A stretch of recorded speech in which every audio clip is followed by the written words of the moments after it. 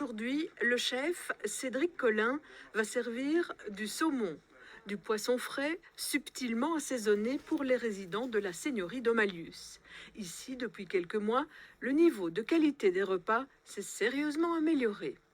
Comme on est dans une maison de repos, on va sûrement pas faire des plats gastronomiques ou des choses comme ça, mais on fait une cuisine traditionnelle comme on l'a fait à la maison. C'est ce que je dis toujours. C'est comme à la maison, donc quelque chose de bien fait. On soigne les produits, on soigne les finitions. Et du coup, c'est beaucoup plus gratifiant pour l'équipe et ça suit vraiment bien.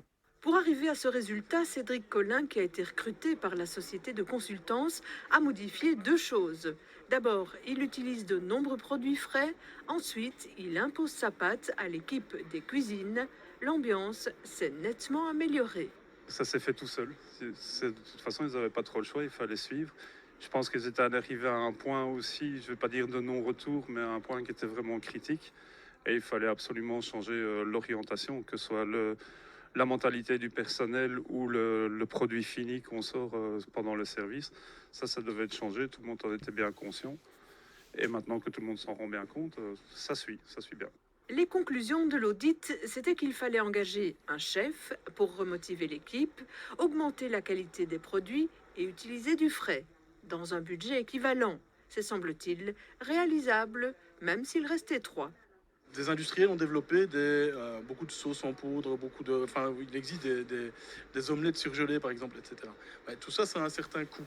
Et donc, si vous utilisez d'autres méthodes, des méthodes de cuisine qui viennent aussi simplement que ça, de la gastronomie, que vous utilisez, que vous adaptez avec votre matériel, avec votre méthode de production, à ce moment-là, vous arrivez à maîtriser vos budgets tout en cuisinant vraiment, et en ayant une qualité de nourriture et de marchandises achetées qui augmente. Et pour augmenter la qualité, il n'a pas été nécessaire d'engager du nouveau personnel.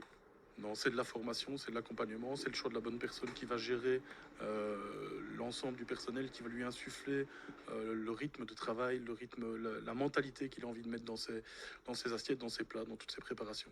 C'est ça qui fait le plus. Donc c'est vraiment au niveau du choix des personnes que c'est important et de la meilleure personne à la meilleure place. Des équipes motivées, du travail bien fait, de la qualité dans les assiettes, le résultat et le ressenti des résidents et de leur famille est immédiat. Des échos reviennent chaque jour aux oreilles du chef. Tous les jours. Tous les jours. C'est ça qui est très agréable dans ce boulot. Moi, pendant 15 ans, j'ai travaillé dans l'hôtellerie de luxe. J'ai croisé énormément de monde qui n'était jamais content quoi qu'on fasse. Et ici, la moindre petite chose, j'ai des retours positifs. Même des petits mots sur des serviettes au restaurant et des choses comme ça, c'est très agréable. Chaque jour dans ces cuisines, on prépare les 3 repas quotidiens des 150 résidents, des occupants des 16 résidences services et de ceux qui fréquentent le centre de jour.